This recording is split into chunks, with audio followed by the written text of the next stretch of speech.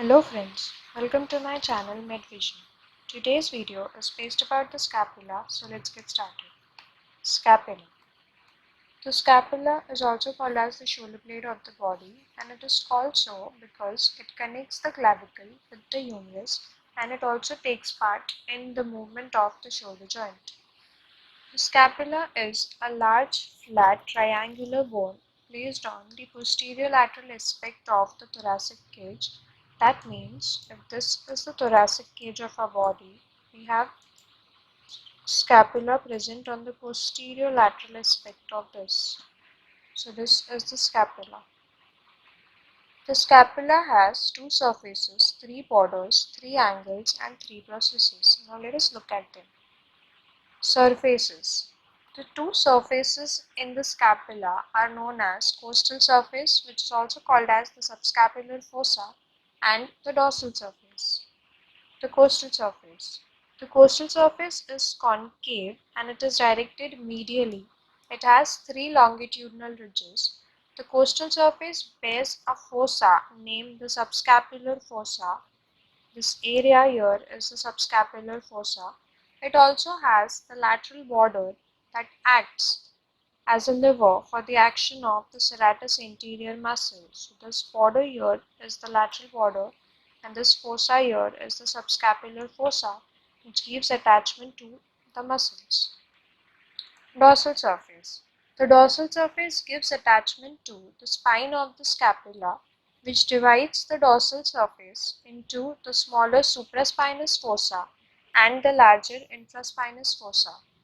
This triangular space portion here is called the spine of the scapula, and the upper surface, which is smaller, is called as the supraspinous fossa, and this below bigger portion is the infraspinous fossa.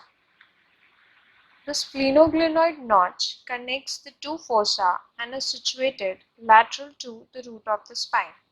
This purple color area here is called the splenoglenoid notch. It connects the supraspinous and the infraspinous fossa and is situated lateral to the root of the spine of the scapula.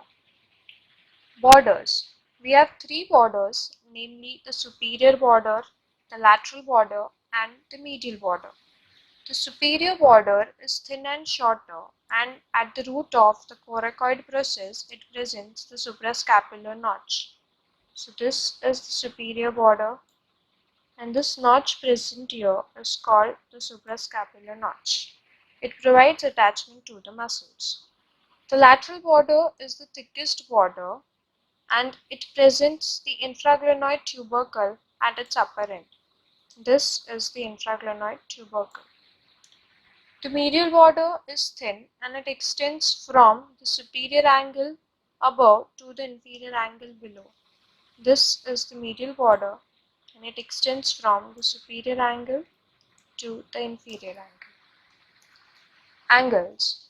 We have three angles, namely lateral angle or the glenoid angle, the superior angle, the inferior angle. The lateral angle or the glenoid angle is broad and it bears the glenoid cavity or the glenoid fossa. This is the glenoid cavity. This attaches with the humerus and helps to form shoulder joint. The inferior angle is covered by the latissimus dorsi and it moves forward round the chest when the arm is abducted. This is the inferior angle. The superior angle is covered by the trapezius muscle. This is the superior angle. Processes. The spine or the spinous process is a triangular plate. Its posterior border is called the crest of the spine and it has upper and the lower lip. This triangular plate here is called the spine of the scapula. The acromion has two borders, that is medial and lateral border, two surfaces, that is superior and inferior surface, and it bears a facet for the clavicle.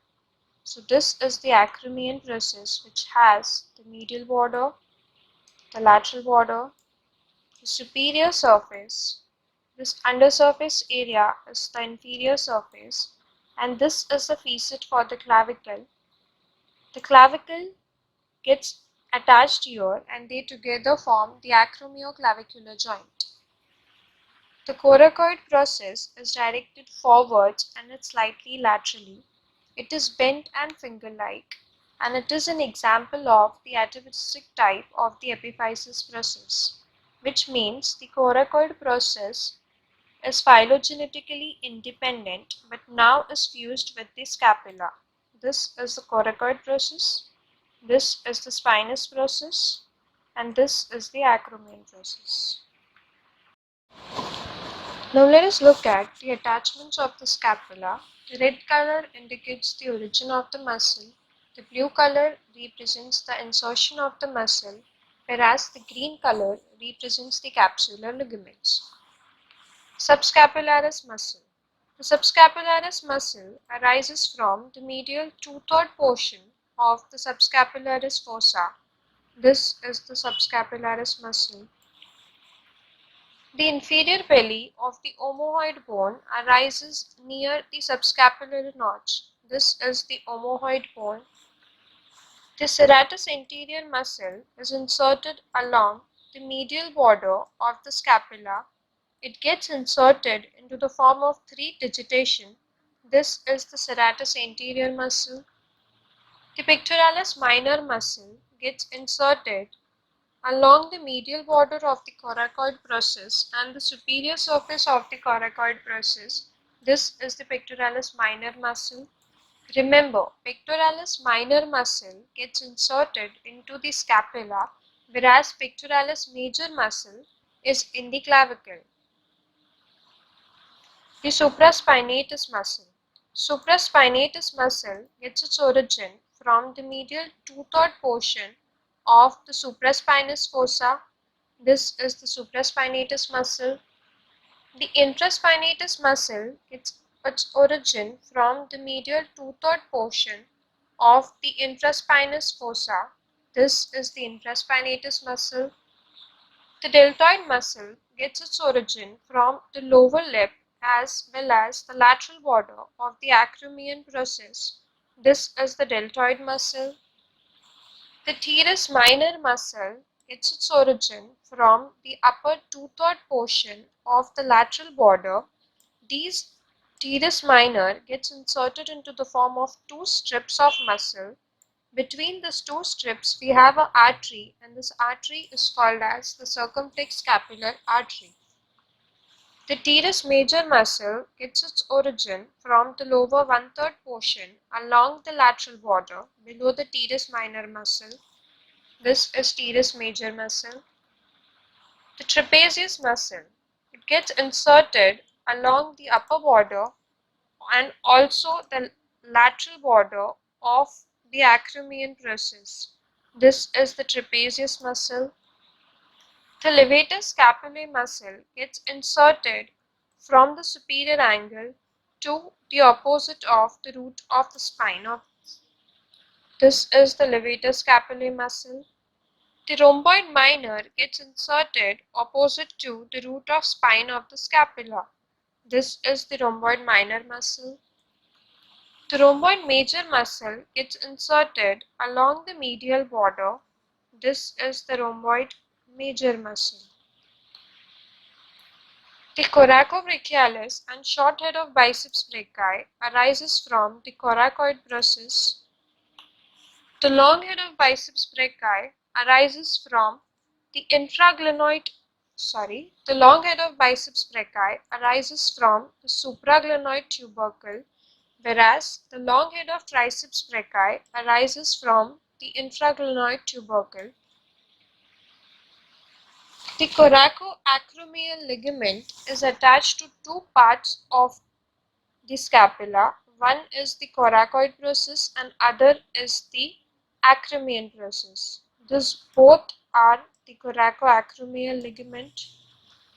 The coracohumeral ligament is attached near the root of the coracoid process. So this is the coracohumeral ligament.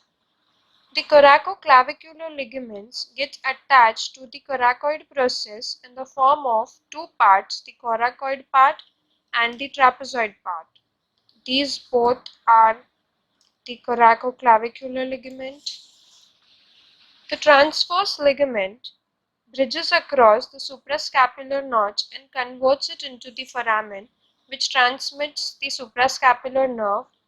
This is the transverse ligament. This is the transverse ligament. The splenoglenoid ligament may bridges the splenoglenoid notch, the suprascapular vessel, and the nerve passes deep to it. Clinical anatomy. The paralysis of the serratus anterior muscle causes winging of the scapula. The medial border of the bone becomes unduly prominent and the arm cannot be abducted beyond the 90 degree. This is the classic case which shows the winging of the scapula, and in this picture it is very easily noticeable. This is the medial border.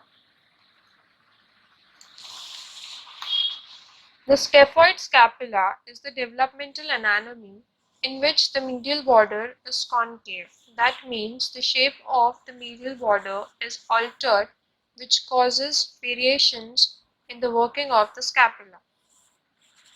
Thank you for watching this video. Do like, share and subscribe to my channel for further videos. Also hit the notification bell. Also follow me on Instagram for the daily quizzes. Thank you.